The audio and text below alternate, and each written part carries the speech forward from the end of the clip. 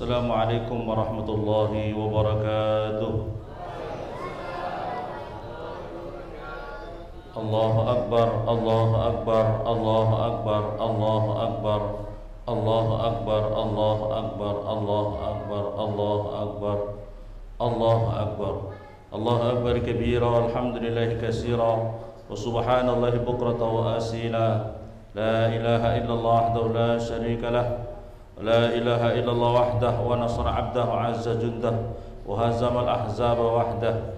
La ilaha illallah wallahu akbar, Allahu akbar, walillahil hamd. Alhamdulillah, alhamdulillahilladzi ja'ala al-yawma 'iidan li'ibadihi al-mu'minin wa khatama bi shahr as-siyam al-mukhlis wa khatama bihi shahr as-siyam wa ja'ala Allah an-najah atama li ibadihi al-mukhlisin. Asyhadu an la ilaha illallah wahdahu la syarika lah wa asyhadu anna Muhammadan abduhu rasuluh. Allahumma salli wa sallim ala sayyidina Muhammadil Fatih limal qal khatim wal khatim wa saqana nasrul haqq wal haqq wa hadi ila siratal mustaqim wa ala alihi wa sahbihi haqqa qadrihi wa miqdaril azim wa ala alihi wa sahbihi haqqa qadrihi wa miqdaril azim. Amma ba'du, usikum wa nafsi bi taqwallahi wa ta'atihi la'allakum tuflihun. Wa qala ta'ala fi kitabil aziz, a'udzu billahi minasyaitonir rajim. Ya ayyuhalladzina amanu kutiba alaikumus syiyam kama kutiba alal ladzina min qablikum la'allakum tattaqun.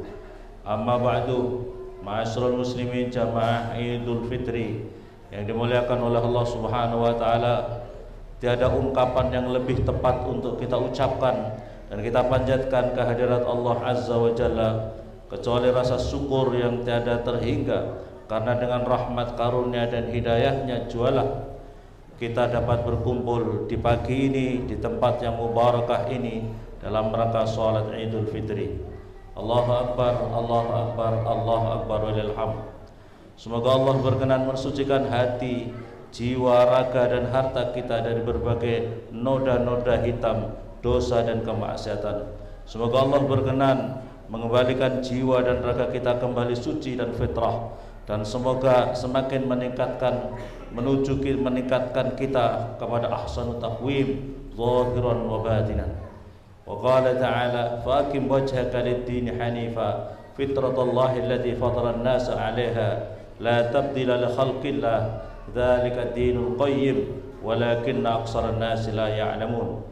Maka hadapkanlah wajahmu kepada agama Islam yang lurus, fitrah Allah yang telah menciptakan manusia menurut fitrah, tiada perubahan pada fitrah Allah. Itulah agama yang lurus. Akan tetapi kebanyakan manusia tiada mengetahui. Fitrah Islam adalah suci dari kekufuran dan kemusyrikan, suci dari dosa dan kemaksiatan, suci dari sikap khianat, curang dan kemunafikan, suci dari iri hati, dendam dan ketidakadilan, suci dari tidak peduli pada yang ma'ruf dan pembiaran pada kemungkaran, suci dari sikap takabur, sombong, angkuh dan acuh tak acuh pada fakir miskin, du'afa, anak-anak yatim dan berbagai kebodohan. Dan inilah tujuan Ramadan selama ini, yaitu la'allakum tattaqun, agar supaya menciptakan kalian menjadi orang-orang yang bertakwa. Dan salah satu tanda mutakin itu adalah terciptanya rasa kasih sayang di antara manusia. Islam adalah agama yang sangat menjunjung tinggi nilai-nilai cinta dan kasih sayang. Bagaimana tidak, sedangkan Allah memulai kitabnya Al-Quran dengan nilai-nilai rahmat dan kasih sayang. Wa qala ta'ala, bismillahirrahmanirrahim, dengan nama Allah yang maha pengasih lagi maha penyayang. Kalimat ini yang setidaknya wajib dibaca oleh setiap muslim sebanyak 17 kali dalam satu hari satu malam. Maka jika seseorang yang mengaku sebagai muslim namun tidak memiliki rasa kasih sayang di dalam hati dan perbuatannya, berarti ia telah mengkhianati ucapannya sendiri paling tidak 17 kali dalam sehari semalam. Nabi Muhammad merupakan pembawa agama Islam dan penyampai risalah Allah untuk umat manusia. Beliau mensifati dirinya dengan innama ana rahmatul mahdi, sesungguhnya aku ini adalah rahmat atau kasih sayang Allah, adalah hadiah, dihadiahkan untuk kalian semuanya. Maka alangkah beruntungnya kita yang mendapatkan hadiah dari Allah yang amat mulia dan agung ini. Dan ketika Allah mensifati nabinya Allah berfirman, "Wa ma arsalnaka illa rahmatan lil alamin." Dan tidaklah kami mengutus engkau wahai Muhammad kecuali sebagai rahmat untuk seluruh alam semesta. Dapat kita simpulkan bahwa konsep cinta dan kasih sayang merupakan salah satu pondasi paling dasar dari agama Islam. Bahkan dapat kita katakan bahwa Islam mengajarkan kita tentang cinta dan kasih sayang sebelum mengajarkan orang yang lainnya. Ada sebuah hadis, ar-rahimuna yarhamur rahman, tabaraka wa ta'ala, irhamu man fil ardi yarhamkum man fis sama. Ar-rahimuna, orang-orang yang memiliki sifat rahmat di hati atau sifat kasih sayang di hati dan tindakannya akan dirahmati oleh Allah Ar-Rahman tabaraka wa ta'ala. Cintailah semua yang ada di bumi ini, niscaya akan mencintai kepada kalian makhluk-makhluk Allah yang ada di langit. Pesan dari hadis ini yang merupakan hadis pertama yang didengar dan dihafal oleh seluruh perawinya adalah agar kita sebagai muslim mencintai seluruh yang ada di bumi, bukan hanya muslimnya, bukan hanya manusianya, bukan hanya tumbuh-tumbuhannya, bukan hanya makhluk hidupnya, tapi seluruh yang ada di bumi ini. Inilah pesan cinta yang dibawa oleh agama Islam ini. Dan juga dengan kalimat syahadat, maka otomatis seseorang memiliki hubungan yang sangat erat dengan muslim lainnya di seluruh dunia. Bahkan hubungan ini diungkapkan oleh lisan termulia, lisan Nabi kita Muhammad SAW, sebagai hubungan persaudaraan dimanapun negaranya, bagaimanapun masa lalunya, apapun warna kulitnya. Jika memang syahadatnya masih sama, kiblatnya masih sama, Tuhannya masih sama, nabinya masih sama, maka itu disebut dengan ukhuwah Islamiyah. Juga disebut dengan ada ukhuwah basyariyah, ukhuwah wataniyah. Wa qala Nabi sallallahu alaihi wasallam, inna Rasul sallallahu alaihi wasallam qala la yu'minu ahadukum hatta yuhibba li akhihi ma yuhibba li nafsihi, rawahul Bukhari wa Muslim. Tidaklah beriman, seseorang tidaklah beriman sehingga dirinya mencintai saudaranya yang lain sebagaimana dirinya mencintai dirinya sendiri. Wa qala Nabi sallallahu alaihi wasallam, la tadkhulul jannah hatta tu'minu wa la tu'minu hatta tahabu. Tidaklah akan masuk surga seseorang itu ke dalam hatta tu'minu, sehingga mereka beriman kepada Allah dan Rasulnya. Wa la tu'minu hatta tahabu, dan mereka tidaklah beriman kecuali mereka saling cinta mencintai satu yang lain. Awal adullukum ala idza fa'altum tahabbtum afsus salam bainakum, rawahu Muslim. Masyarul muslimin yang dimuliakan oleh Allah, setelah kita menjalankan puasa 1 bulan penuh, insyaallah kita berhasil meraih kemenangan dalam jihadul akbar melawan hawa nafsu fi Ramadan. Untuk mencapai kemenangan itu melalui suatu proses yang berat untuk di dalam menjalankan 1 bulan ini, dan untuk mempertahankan juga sangat berat. Sebab iblis beserta seluruh pasukannya sangat menginginkan kita untuk senantiasa terjerumus di dalam kemaksiatan dan berbagai macam kemungkaran.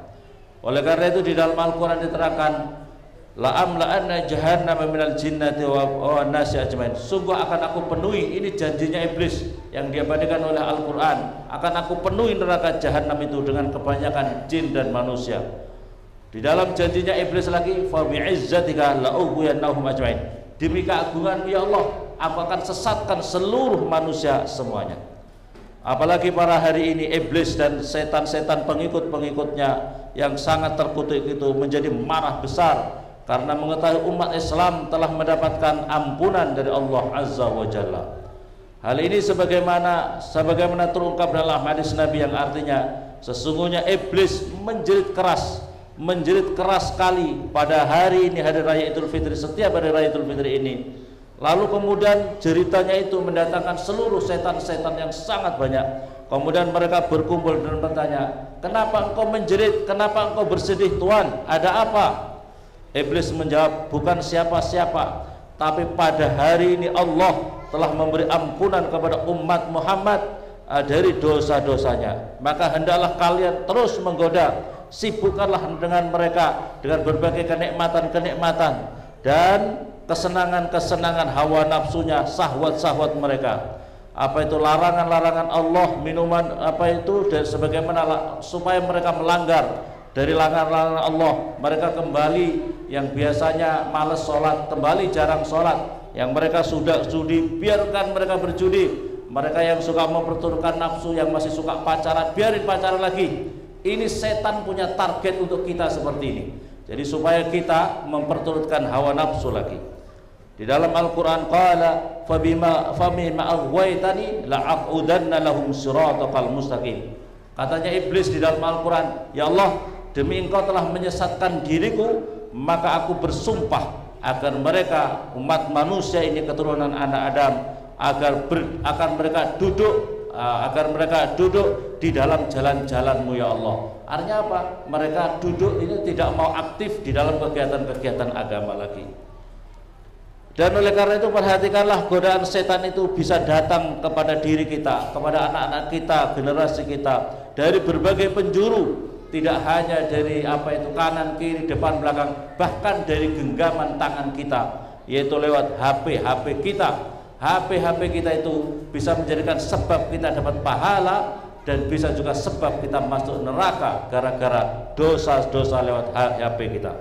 Innama halaku ummati bisalasati asya, kata Rasulullah, sesungguhnya kehancuran umatku itu ada 3 hal. Yang pertama adalah bittiba'il hawa, memperturutkan hawa nafsu, wa hubbis sana, terlalu suka mendapatkan pujian-pujian, wa hubbid dunya, dan terlalu cinta dunia. Ma'asyiral muslimin, inilah yang bisa menghancurkan umat manusia, faktornya 3 ini. Kalau orang terlalu cinta dunia, kalau orang sudah memperturutkan hawa nafsunya, pasti dia tidak akan suka untuk mengikuti perintah-perintah Allah, susah untuk mengikuti perintah-perintah Allah, dan pertimbangannya selalu dunia. Kenapa anakmu tidak dikasih mondok? Kenapa tidak disuruh belajar agama? Karena dia hubud dunia. Untuk apa mondok? Untuk apa belajar agama? Karena itu tidak mendatangkan untuk bisa makan dirinya. Karena motivasinya duniawi, maka anak-anaknya dijauhkan daripada pelajaran-pelajaran agama. Selalu ukurannya adalah duniawi atau yang menguntungkan secara materi. Fa amma man tagha wa asaral hayatad dunya fa innal jahima hiyal ma'wa. Orang-orang yang jahat itu wa asaral hayatad dunya, dan yang lebih mengedepankan apa itu kehidupan dunia, kata Allah Subhanahu wa taala, fa innal jahima hiyal ma'wa, maka neraka jahim itu adalah tempatnya nanti di akhirat. Naudzubillah summa naudzubillah, di dalam surat An-Nazi'at. Nabi Musa pernah melihat ada seorang tua, orang tua yang berdoa kepada Allah, ya Allah, ya Allah, ya Allah, dia menangis, ya Allah, ya Allah. Nabi Musa setelah itu kembali melewati, ternyata orang itu masih berdoa, masih bermunajat. Kemudian Nabi Musa, ya Allah, orang tua ini kelihatannya sungguh-sungguh berdoa kepadamu ya Allah, kabulkanlah ya Allah permintaannya, kabulkanlah ya Allah. Tapi tiba-tiba Allah Subhanahu wa taala memberikan ilham kepada Nabi Musa, ya Musa, sekali-kali tidak akan aku kabulkan doanya orang tua itu, sekalipun punggungnya bongkok karena sujud dan ruku, sekalipun matanya keluar apa itu meleleh, otaknya meleleh dengan lelehan air matanya, tidak akan aku kabulkan. Kenapa ya Allah? Kenapa ya Allah? Sebab dia ada motivasinya hubbud dunya, atau terlalu cinta dunia. Maka oleh karena itu hadirin, kenapa doa-doa kita tidak dikabulkan oleh Allah? Kalau motivasinya untuk hubbud dunya, maka tidak akan dikabulkan oleh Allah Subhanahu wa taala. Ada di dalam majelis Syekh Ja'far As-Shadiq, cucunya Rasulullah, ini salah satu keturunan daripada Rasulullah sallallahu alaihi wasallam.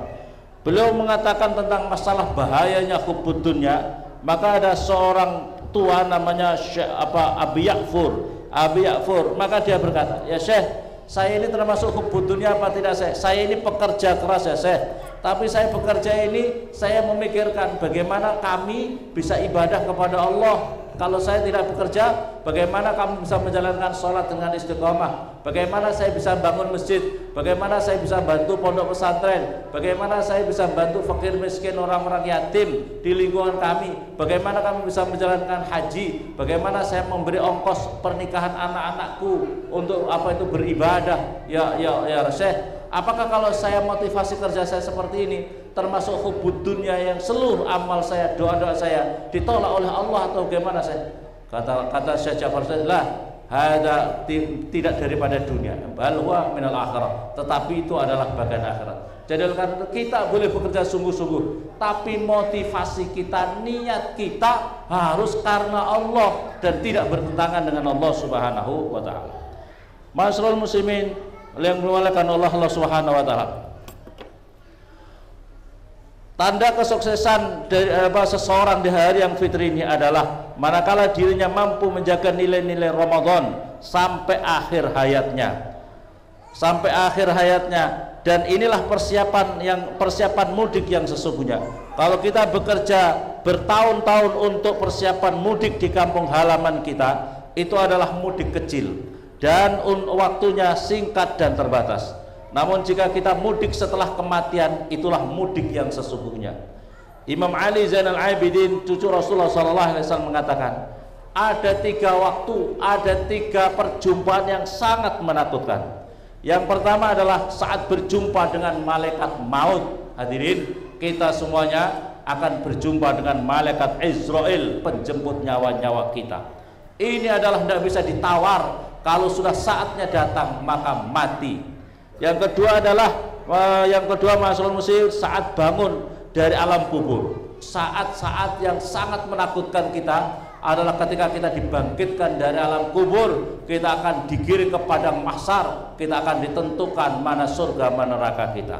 Yang berikutnya lagi adalah yang ketiga, saat berdiri di pengadilan Allah di hari kiamat nanti, apakah kita ke surga ataukah ke neraka.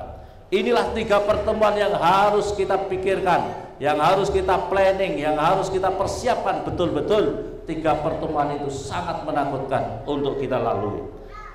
Terminal mudik yang pertama adalah kematian, masyarul muslimin. Di situ mayat nanti akan dihadapkan kepada keluarganya. Ia berkata, demi Allah, dahulu aku mengumpulkan kamu dengan rakus dan pelit. Sekarang yang pertama adalah keluarganya. Apakah apa yang bisa kamu buat? Yang pertama adalah hartanya yang dipertumai. Jawabnya, khud minni kafana. Harta benda yang kita kumpulkan siang malam, kita bisa bakhil, pelit, dan kita bisa berkelahi dengan kanan kiri. Maka nanti ketika kita mati, apa yang dia jawab? Khud minni kafana. Ambil bagian daripada yang kau pikirkan di dunia itu, yaitu kain kafanmu. Mobilmu, rumahmu, semuanya tinggal. Yang kau bawa adalah kain kafanmu saja. Kemudian mayat ini dipertemukan dengan keluarganya. Ia pun memandang penuh harap pada mereka. Kita berada di alam barzah, kita berada di alam roh. Maka kemudian apa? Wallahi, dahulu aku sangat mencintai kalian dan memelihara kalian dengan susah payah. Apa yang bisa kau perbuat, yang kau berikan kepadaku?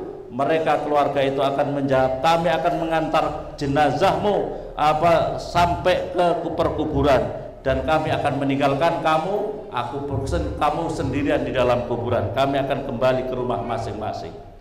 Setelah itu dia melirik amalnya. Ia berkata, demi Allah, dahulu aku membencimu karena saya harus menjalankan sholat, ibadah, meninggalkan maksiat dan sebagainya.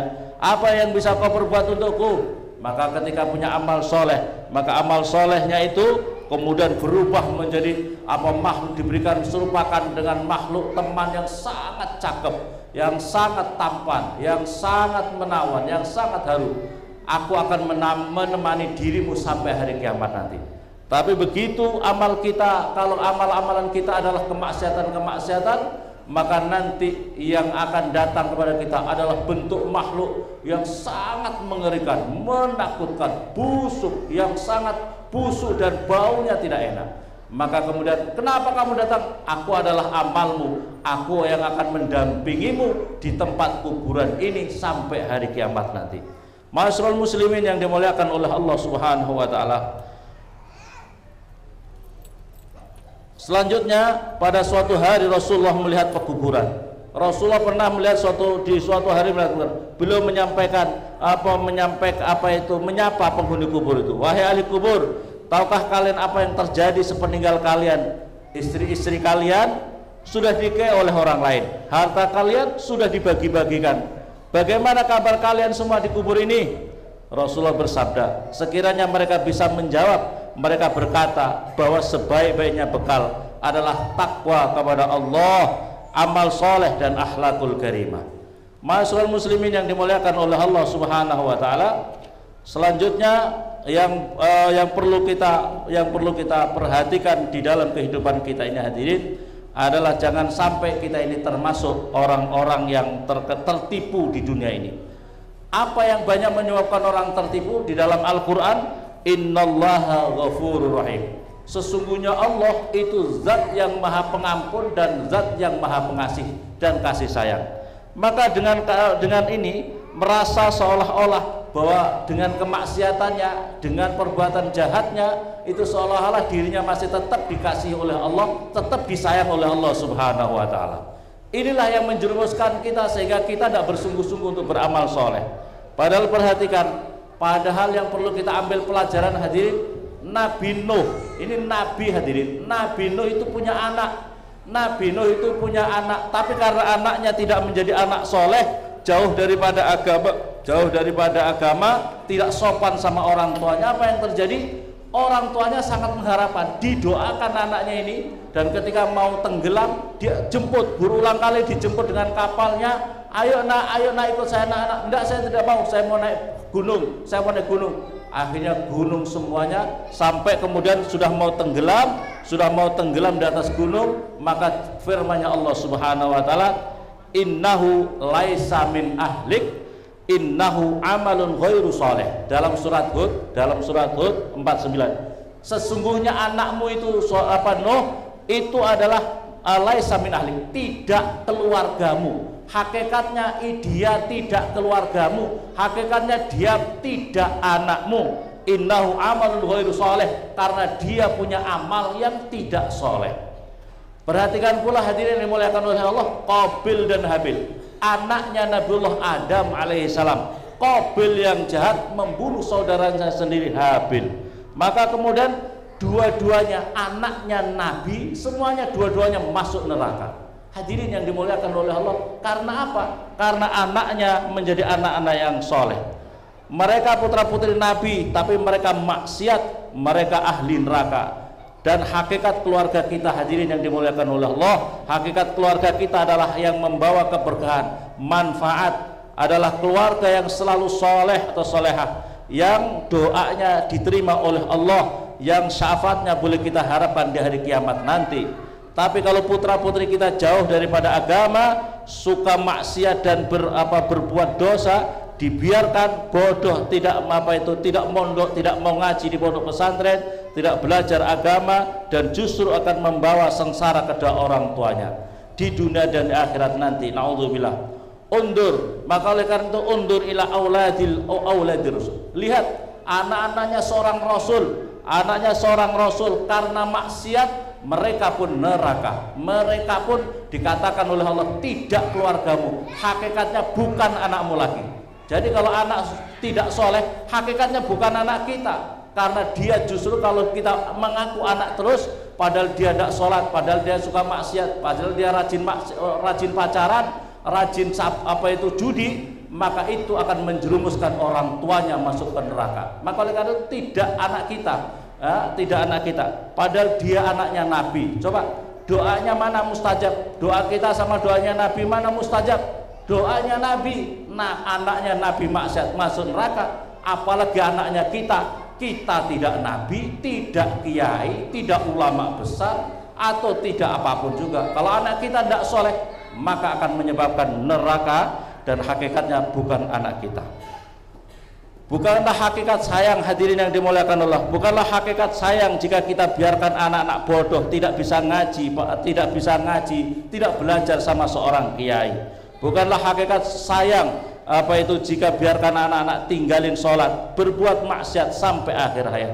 Ya Allah, jika setiap orang tua mengetahui bahwa doa anak-anak soleh sangat diharapkan ketika sudah mati dan di akhirat nanti, tentu tiada orang tua yang meninggalkan putra putrinya kecuali ia dididik budi pekerti dan belajar pada ulama dan kiai. Sebab al ulama warasatul anbiya, ulama adalah pewaris para nabi. tiada kedudukan yang lebih tertinggi derajat setelah kenabian kecuali para ulama atau ahlul ilmi.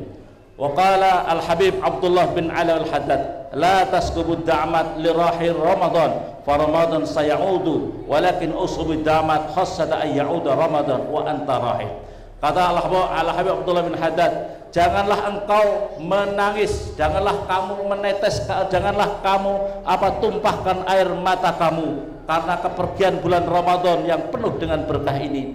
Fa Ramadan sa'ud, Ramadan akan kembali lagi. Tetapi uskubi da'amat, tumpahkanlah air matamu khosyatan, sangat karena sangat dikhawatirkan barangkali kamu Ramadan akan datang sementara kamu sudah mati dan kamu sudah meninggalkan dunia ini. Ya Allah, semoga Allah Subhanahu wa taala memanjangkan umur kita, keluarga kita untuk bisa berjumpa dengan keberkahan bulan suci Ramadan dan mengisi berbagai amalan-amalan Ramadan nanti. Amin Allahumma amin. A'udzu billahi minasyaitonir rajim. Wasari'u ila maghfiratin min rabbikum wa jannatin 'arduhas samawati wal ardu u'iddat lil muttaqin. Barakallahu li wa lakum fil Qur'anil 'azim wa nafa'ani wa iyyakum bima fihi minal ayati wa dzikril hakim wa taqabbala minkum min tilawati nasmul rabbi fir warham wa anta khairur rahimin. Allahu akbar, Allahu akbar, Allahu akbar, walillahil hamd.